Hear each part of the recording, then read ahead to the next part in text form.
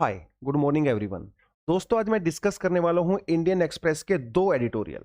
यह Indian express का front page है जहां पे जो पहली न्यूज़ है वो है ट्विटर के बारे में। कुछ टाइम पहले सरकार ने आईटी रूल्स को चेंज किया था और उनके अंडर कुछ गाइडलाइंस और रूल्स निकाले थे। कुछ सोशल मीडिया वेबसाइट्स ने इनको फॉलो किया, फेसबुक वगैरह ने, लेकिन ट्विटर ने इनको फॉलो नहीं किया।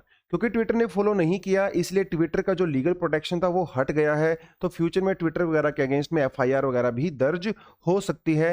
पहले भी एक हिंदू के एडिटोरियल में इस टॉपिक को मैंने कंप्लीटली पूरी तरह से डिस्कस किया है, क्योंकि यहाँ पे right to privacy, freedom of expression, इस तरह के बहुत सारे मैटर यहाँ पे इन्वॉल्व हैं। उसको काफी क्रिटिकली एनालाइज भी किया था कि हम लोगों ने कि कैसे सरकार इन रूल्स का यूज करती है और फ्रीडम ऑफ एक्सप्रेशन और फ्री स्पीच को दबाने की कोशिश करती है, और कैसे सरकार अपना कंट्रोल बनाना चाहती है सोशल मीडिया प्लेटफॉर्म्स के ऊपर और दूसरे प्लेटफॉर्म्स के ऊपर। तो इशू आपके लिए इंपॉर्टेंट हो सकता है क्योंकि काफी फंडामेंटल राइट के इशू वहां पे जाते हैं। उसका लिंक मैं आपको डिस्क्रिप्शन बॉक्स में दे दूंगा, आप उसको जाके जरूर देखें।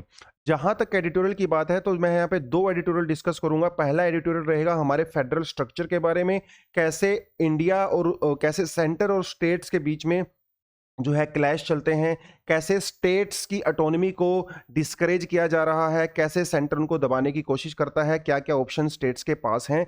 यहां पे मैं इसको डिस्कस करने की कोशिश करूंगा। सुहास पालशीकर जी ने इस एडिटोरियल को लिखा है, जो पॉलिटिकल साइंस के बहुत ही बड़े विद्वान हैं। दूसरा जो मैं एडिटोरियल डिस्कस करूंगा that would be about the कोविड-19 situation in South Asia and how these South Asian countries they can come together to fight this pandemic. तो उस टॉपिक के बारे में मैं डिस्कस करने वाला हूं। चलिए देखिए, regional without federal. In times of BJP led centre, states must find a way to retrieve autonomy. ये दो सेंटेंस इस पूरे एडिटोरियल का क्रक्स हैं कि बीजेपी लेड मतलब बीजेपी सरकार जो इस टाइम सेंटर में बैठी है वो कैसे स्टेट्स की ऑटोनॉमी को अंडरमाइन कर रही है, उसके अगेंस्ट में कैसे स्टेट्स अपनी ऑटोनॉमी को दोबारा से रिट्रीव कर सकते हैं, कैसे उसको दोबारा से हासिल कर सकते हैं। लेकिन यह इजी टास्क नहीं है क्योंकि सेंटर के पास हमारे कॉन्स्टिट्यूशन के हिसाब से ज्यादा पावर्स हैं, स्टेट्स के पास बहुत ही कम पावर हैं। जैसे कि आप देख ही रहोगे आजकल जो इलेक्शन चलते हैं सेंटर स्टेट में कितना क्लैश, ममता बनर्जी के साथ बिल्कुल लाइव एग्जांपल आप देख सकते हो कैसे है ना, सेंटर और स्टेट के बीच में इस तरह की फाइट यहाँ पे चलती है। हालांकि 1980s 1990s में ये फाइट बहुत ज्यादा इंटेंस हुआ करती थी, जो लोग उस टाइम के हैं वो बताते हैं, जो लिटरेचर उस टाइम का बताता है। लेकिन आजकल भी बीजेपी की सरकार जो सेंटर में है भैया, वो फेडरल स्ट्रक्चर को अंडरमाइन करने की कोशिश करती है। तो ये एडिटोरियल थोड़ा सा पॉलिटिकल होने वाला है, लेकिन इस पूरी टॉपिक की अंडरस्टैंडिंग के लिए बहुत ही ज्यादा जरूरी है प्रैक्टिकली जो है कंट्री में क्या क्या चल रहा है। बट आगे बढ़ने से पहले we should know what is the meaning of federalism, और क्या इंडिया एक फेडरल कंट्री है कि नहीं है। वैसे आपने लक्ष्मीकांत में भी पढ़ा होगा, आपको ऑलरेडी पता होगा कि फेडरलिज्म का मतलब होता है कि जैसे दो यूनिट होती हैं, सेंटर होता है और लोकल गवर्नमेंट, जैसे हम यहाँ पे स्टेट गवर्नमेंट बोल सकते हैं। फेडरलिज्म का मतलब होता है कि पावर शेयरिंग और power is divided between two levels of the government. हमारे यहां पे आ गया सेंटर और स्टेट्स। तो according to the constitution centre has some powers, state also they also have some powers and they operate with in the sphere of their own powers, है ना। एक सेंट्रल लिस्ट होती है, एक स्टेट लिस्ट होती है, एक कंकरेंट लिस्ट होती है, आपको पता है। तो according to the constitution centre और स्टेट को अलग अलग पावर्स दी गई है। This is the meaning of federalism, this is the meaning of federalism, right. But क्या इंडिया एक कंप्लीट फेडरल स्ट्रक्चर है जैसे अमेरिका है? बिल्कुल भी नहीं है। India is a quasi federal country जहां पे सेंटर इज मोर पावरफुल। तो हम लोग कनाडा का मॉडल फॉलो करते हैं, क्योंकि यार 47 में इंडिया नया नया आजाद हुआ था। उस टाइम पे आप स्टेट्स को ना बहुत ज्यादा पावर नहीं दे सकते थे इक्वल टू सेंटर, क्योंकि उस टाइम पे India was not a nation as a whole, है ना। एक वाली फीलिंग नहीं थी। तो अगर उस टाइम पे हम स्टेट्स को पावर देते कंप्लीटली तो वो इंडिया से अलग होने की डिमांड कर सकते थे।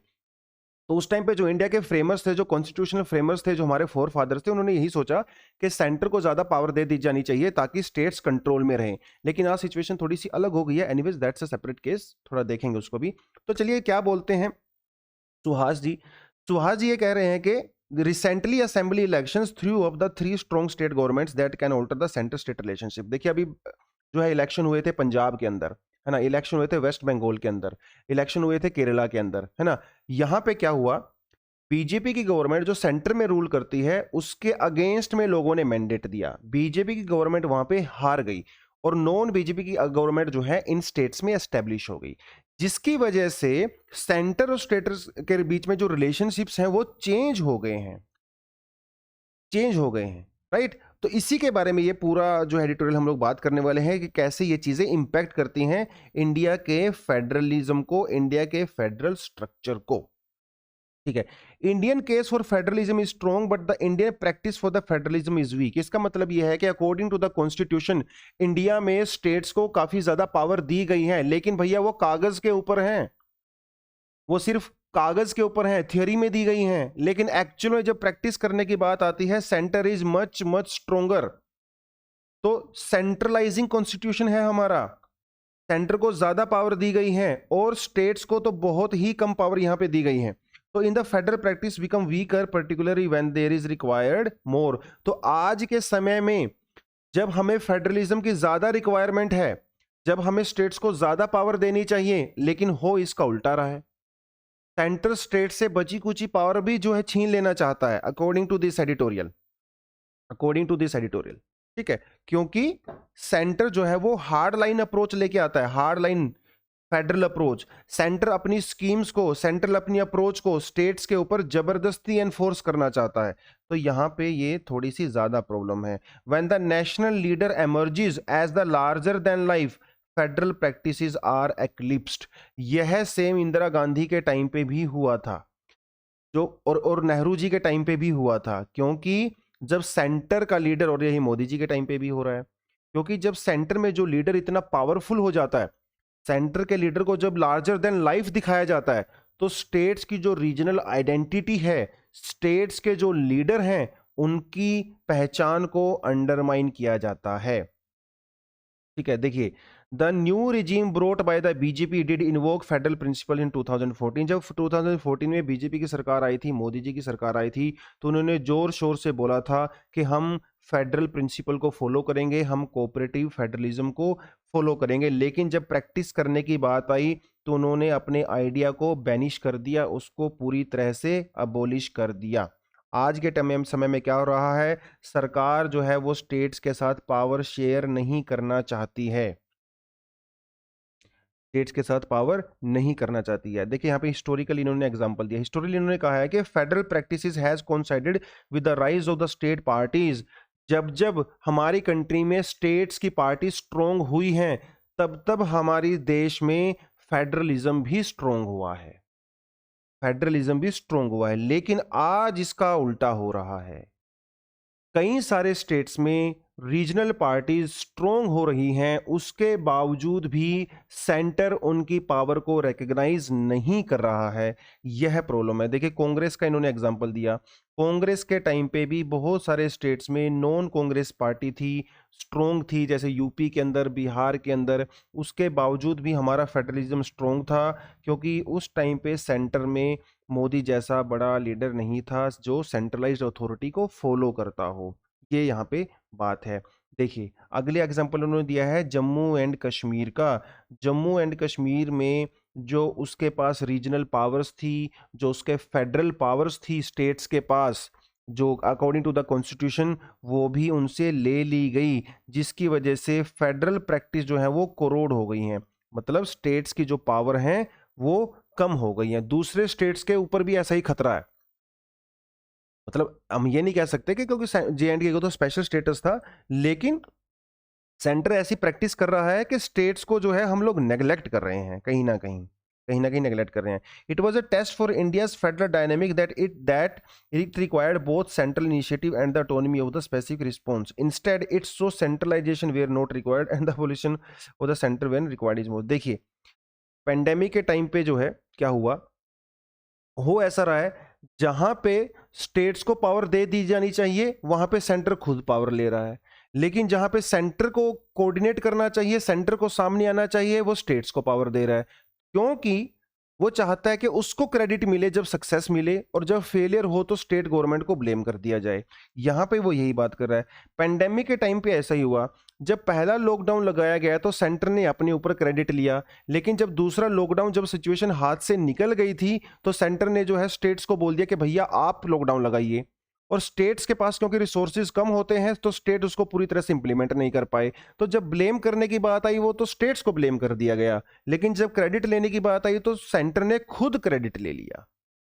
ये यहां पे जो है एक प्रॉब्लम नजर आती है। ठीक है, चलिए, तो वही है ब्लेम गेम वाली बात है जो यहाँ पे लिखा हुआ है इन्होंने साफ साफ, कि ब्लेम और क्रेडिट वाली बात है। सेंटर जो है अच्छी चीजों का क्रेडिट लेना चाहता है, लेकिन जो खराब चीजें हो जाती हैं सिस्टम में उसको स्टेट्स को ब्लेम करना चाहता है। तो ये जब स्टेट और सेंटर के बीच में इतनी ज्यादा यहाँ पे खराब सिचुएशन चल रही है, तो ऐसे कौन कौन से तरीके हैं जिसके द्वारा सेंटर और मतलब स्टेट्स अपनी इस पावर को रिट्रीव कर सकते हैं? कैसे वो अपनी ऑटोनॉमी को, ऑटोनॉमी का मतलब होता है कि इंडिपेंडेंट डिसीजन लेने की पावर, कैसे वो इसको रिट्रीव कर सकते हैं? यहां पे ये क्वेश्चन हमारे सामने आता है।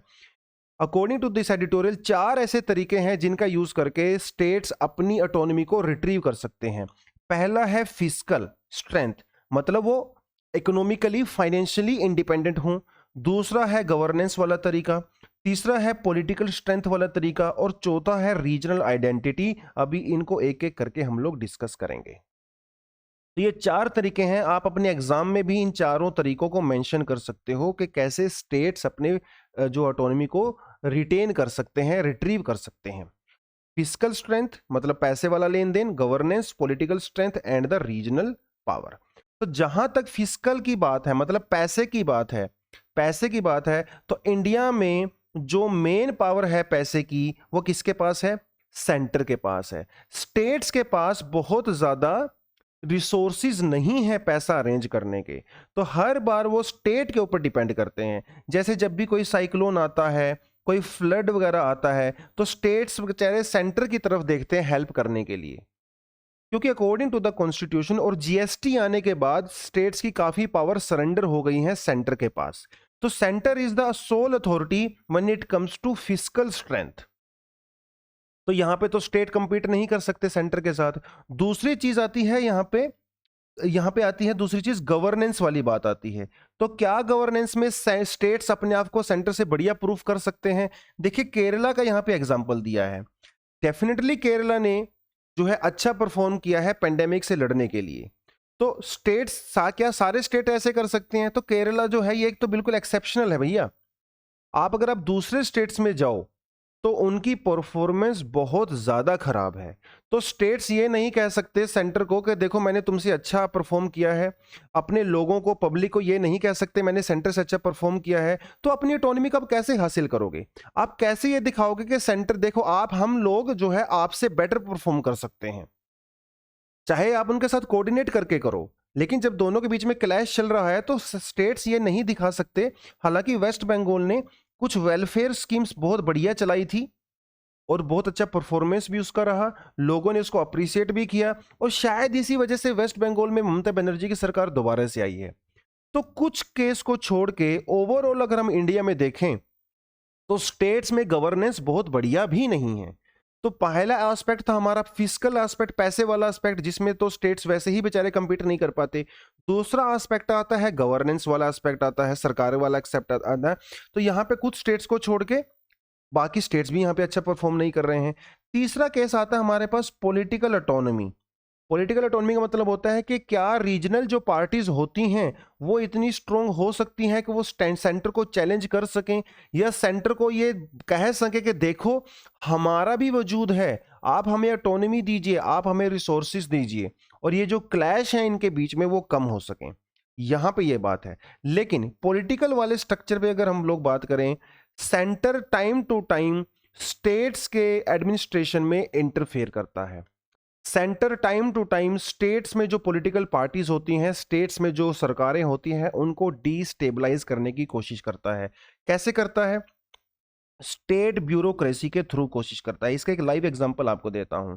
अभी जब 12th वाले एग्जाम जो हैं अभी कैंसिल हुए थे, सीबीएसई वाले एग्जाम कैंसिल हुए थे, तो सेंटर के जो एजुकेशन मिनिस्टर थे उन्होंने स्टेट के एजुकेशन मिनिस्टर को कंप्लीटली इग्नोर कर दिया। उसके अलावा उन्होंने क्या किया, जो कि डिस्ट्रिक्ट्स के जो डीएम थे, जो डिस्ट्रिक्ट कलेक्टर्स थे, या वहां पे जो सेक्रेटरी थे, डायरेक्ट उनके साथ मीटिंग किया। आपने लोगों के द्वारा चुनी हुई सरकार को कंप्लीटली इग्नोर कर दिया। तो स्टेट ब्यूरोक्रेसी के थ्रू या फिर गवर्नर्स के थ्रू स्टेट्स की सरकारों को डिस्टेबलाइज करने की कोशिश की जाती है, उनको वीक करने की कोशिश की जाती है जब वो ऑटोनॉमी की डिमांड करते हैं। तो यहां पे ये बात है। जो और नेक्स्ट हमारे पास जो सामने आती है वो आती है इमोशनल प्लेटफॉर्म और रीजनल प्राइड। देखिए, पैसे में आप नहीं लड़ सकते, पॉलिटिकल पावर में आप नहीं लड़ सकते, गवर्नेंस में आप नहीं लड़ सकते, तो बात आती है रीजनल प्राइड के बारे में। क्या रीजनल जो स्टेट पॉलिटिकल पार्टीज हैं वो अपनी रीजनल आइडेंटिटी के बेस पे ऑटोनॉमी को बोल सकती हैं कि मुझे ऑटोनॉमी दीजिए? तो पंजाब में ऐसा ही हुआ, पंजाब में ऐसा ही हुआ, वेस्ट बंगाल में भी ऐसा ही हुआ, महाराष्ट्र में भी ऐसा ही हुआ। जब वहां पे इलेक्शंस हुए तो वहां की स्टेट पार्टीज ने अपनी रीजनल आइडेंटिटी को, अपने रीजनल प्राइड को दोबारा से उजागर करने की कोशिश की। वेस्ट बंगाल में उन्होंने बंगाल प्राइड के बारे में बोला। तो ये एक ऐसा फ्रंट है जहां पे स्टेट्स अपनी जो है ऑटोनॉमी को असर्ट कर सकते हैं। वो कह सकते हैं कि मेरे पास रीजनल आइडेंटिटी है, मेरे यहाँ की जो जनता है वो मुझे सपोर्ट करती है। तमिलनाडु में भी ऐसा ही हुआ। तो ये एक ऐसा फ्रंट है जहां पे, देखिए सीधी सी बात है, इंडिया एक यूनिफॉर्म कंट्री नहीं है। यहाँ पे डिफरेंट लैंग्वेज है, डिफरेंट कल्चर है, डिफरेंट रिलीजन्स हैं। तो वेस्ट बंगाल का कल्चर अलग है, तमिलनाडु का अलग है, गुजरात का अलग है। तो हर स्टेट की अपनी एक आइडेंटिटी है। अभी सेंटर क्या करने की कोशिश कर रहा है, इन पूरी आइडेंटिटीज को मिटाने की कोशिश कर रहा है और एक सिंगल आइडेंटिटी बनाने की कोशिश कर रहा है, जिसकी वजह से हमारे फेडरल जो सिस्टम है उसको कहीं ना कहीं खतरा यहां पे हो गया है। क्योंकि सरकार जो है, अभी सेंटर क्या कर रही है, देखिए, while the newly elected Tamil Nadu government the Indian making the economic issues, regional identity issues, the interfering governors, देखिए गवर्नर्स जो है वो काफी ज्यादा इंटरफेयर करते हैं, आपको उस बात का पता ही है। एम्फोसिस ऑन हिंदी, भारतीय सरकार जो इस टाइम सेंटर में बैठी है वो स्टेट्स की लैंग्वेज को भी इग्नोर कर रही है, तमिल को इग्नोर कर रही है, गुजराती को इग्नोर कर रही है। तो वो पूरे इंडिया में जो है हिंदी को एस्टेब्लिश करना चाहती है, क्योंकि वो चाहती है कि जो रीजनल आइडेंटिटीज हैं वो कहीं ना कहीं खत्म हो जाएं, कहीं ना कहीं वो खत्म हो जाए। तो यहां पे ये एक बात आती है। एक बात और हमारे सामने आती है जिसको बोला जाता है हिंदुत्व।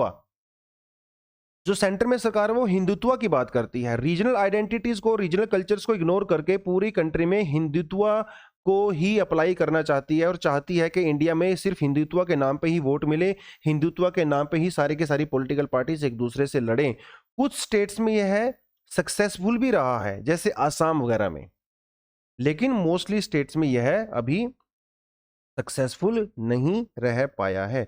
तो बहुत सारी प्रॉब्लम है यहाँ पे सेंटर और स्टेट के बीच में, सेंटर और स्टेट के बीच में काफी ज्यादा प्रॉब्लम है।